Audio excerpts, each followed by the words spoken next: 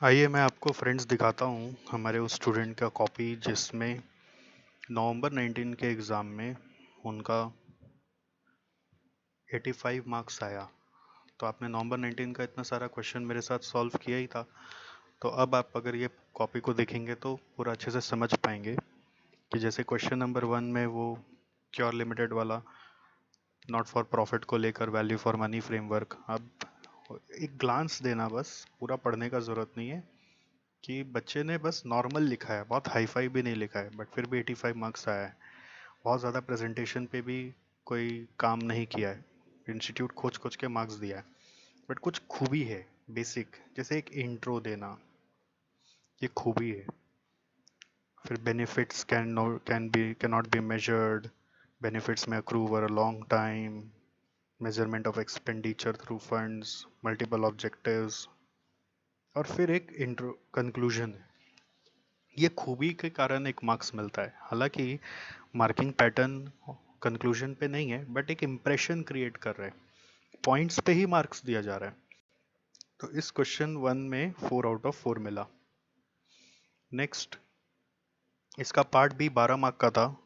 Value for money framework, economy क्या है, वो कैसे मेजर होगा, और फिर उसके बाद एफिशिएंसी क्या है, वो कैसे मेजर होगा। आप नज़र डालते जाओ सिर्फ। ओके, फिर डॉक्टर का कमेंट, ये बहुत अच्छा खूबी था इस आंसर पेपर का, ये मैंने किसी के पेपर में नहीं देखा। ओके, इफेक्टिवनेस क्या है, कैसे मेजर होगा, डॉक्टर का कमेंट, ये जो एक्स्ट्रा इफेक्ट इन्होंने डाला वो आंसर को एलिवेट कर दिया मेरे नज़र में। हालांकि वो एक क्वालिटी बनाया आंसर का, बट उस डॉक्टर कमेंट के ऊपर मार्कर ने कोई मार्क नहीं दिया है। ठीक है, तो ओवरऑल कंक्लूजन यहाँ पे बताया, ठीक है, जिसका 1 मार्क था इस बार। तो आउट ऑफ 12 इसमें 10 मिला।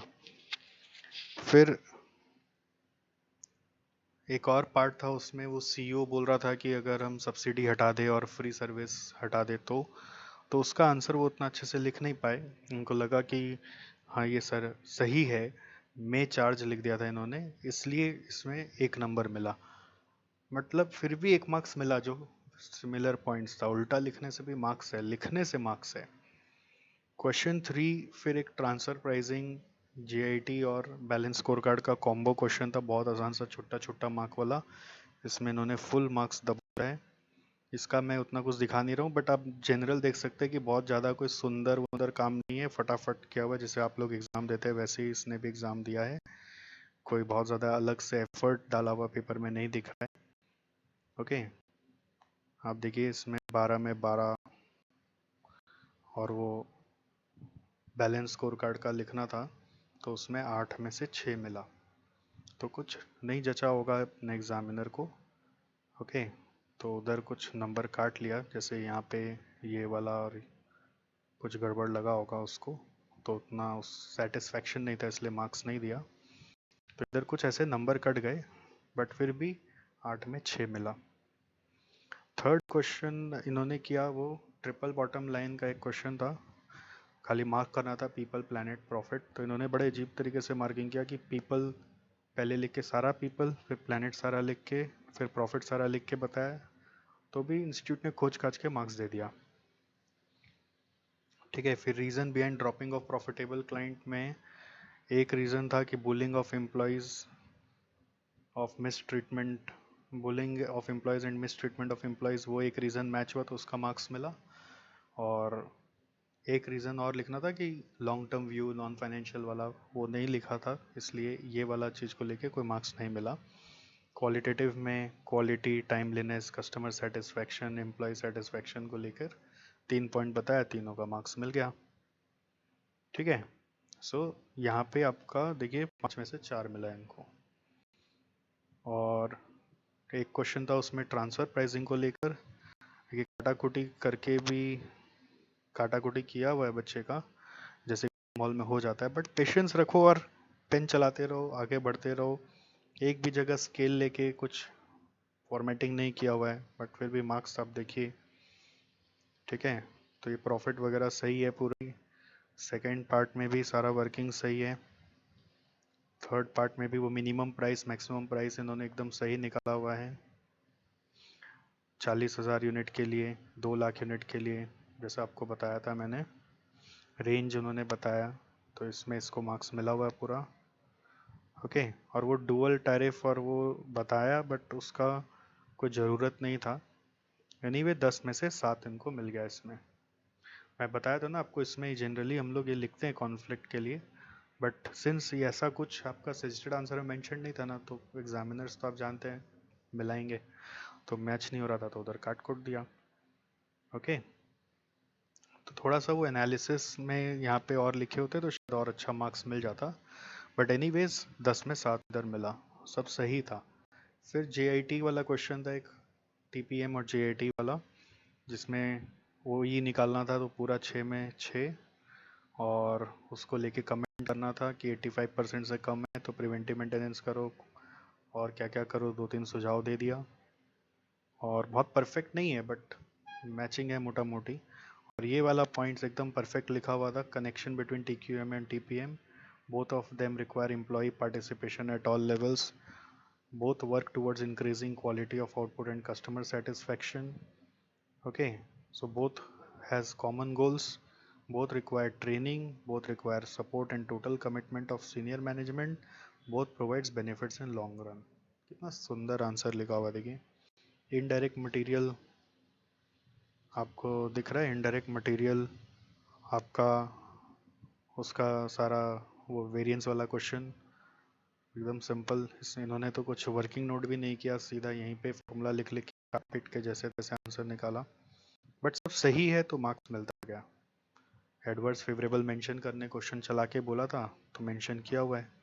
इनडायरेक्ट मटेरियल का इंटरप्रिटेशन बताना था एफिशिएंसी वेरिएंस का, तो उसमें उतना, पर इसका तो ठीक था, क्वालिटी का इशू को बता दिया इन्होंने, और प्रोडक्ट टेस्टिंग का ठीक से लिख नहीं पाए बोलकर यहाँ पर मार्क्स नहीं मिला।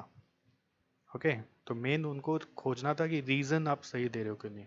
वैसे मैं बोला था कि आपको ये भी लिखना है, ओके, कि वेरिएंस क्या है, फेवरेबल है कि एडवर्स, बट उसका मार्क्स नहीं है, मार्क्स इन्होंने अलॉट किया है रीज़न पर, तो रीज़न सही है तो मार्क्स देना है।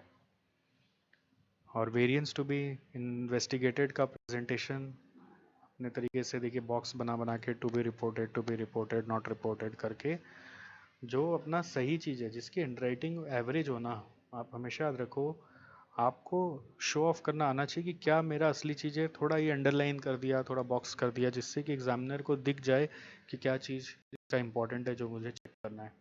तो पूरा 2 में 2 मिला। और ये आखिरी क्वेश्चन है, यदि आप देखें जिन्होंने किया है, वो जेआईटी का ही, जेआईटी प्रोडक्शन सिस्टम से जुड़ा हुआ। पहला पार्ट में पूरा 9 में 9 वर्किंग नोट बनाया इन्वेंट्री होल्डिंग को लेकर, तो उसमें 4 मार्क्स मिला इनको। और फिर कॉस्ट गैप कैलकुलेशन के लिए पूरा स्टेटमेंट बनाया, तो 4.09 इसमें आया, एकदम सही था। जेआईटी वाले में थोड़ा बहुत काटाकुटी हो गया, तो कुछ इन लोगों ने वर्किंग नोट का मार्क्स काट लिया, बट साथ में 5 दे दिया, और ये भी सही है, गलत नहीं है। इसमें मैंने बताया था ना आपको, 2 तरीके से सम हो सकता है कि कोई 80 रुपीज़ करके कर लेता है, कोई 76, इंस्टीट्यूट ने 76 करके बताया आंसर। और फिर जेआईटी का फ़ायदा क्या चीज़ में है वो आपको बताया हुआ है, 4 में से 3 इधर मिला। सो ओवरऑल इसका जोड़ते हैं ना तो 85 मार्क्स आता है। सो ये आपको एक कुछ तो लेसन दिया होगा कि असली में कंटेंट मैटर करता है, बहुत ज़्यादा कॉस्मेटिक डेकोरेशन काम नहीं करता, और कंटेंट एक्यूरेट होगा तो मार्क्स ज़रूर मिलेगा, मार्क्स मिलता है। ठीक है, ओके, इसमें भी कटा है, और अगर हम हुज्जत करते इंस्टीट्यूट से तो और 1-2 मार्क हम खींच लेते, बट ठीक है, 85 इज़ मोर देन सेटिस्फेक्शन। मैंने तो कभी अपने सपने में भी नहीं सोचा कि मेरा कॉस्टिंग में 85 आएगा। सच बता रहा हूँ, कॉस्टिंग पढ़ा रहा हूँ, बट कॉस्टिंग में 85 मेरे लिए एक सपना है। तो इस बच्चे ने हमारा सपना ही साकार किया, आप ऐसा समझ लीजिए। मैं ऐसा समझता हूँ कि इस स्टूडेंट ने हमारा सपना पूरा किया, और भी आप जैसे स्टूडेंट निकलें जो इससे भी ऊंचे सपने को पूरा करें। मैं तो बस यही इंतज़ार कर रहा हूँ। ओके, मैं एक्चुअली वेट कर रहा हूँ कि कोई तो स्टूडेंट निकलेगा जिसका कभी कॉस्टिंग में 100 में 100 आएगा, कभी कोई तो निकले। वेट कर रहा हूँ, सुना हूँ कभी इंस्टीट्यूट ने दिया है। ओके, तो बस वेट कर रहा हूँ कभी कोई ऐसा स्टूडेंट निकले जो कॉस्टिंग पेपर में 100 में 100 लेके आए। चलिए, okay, that's all in this.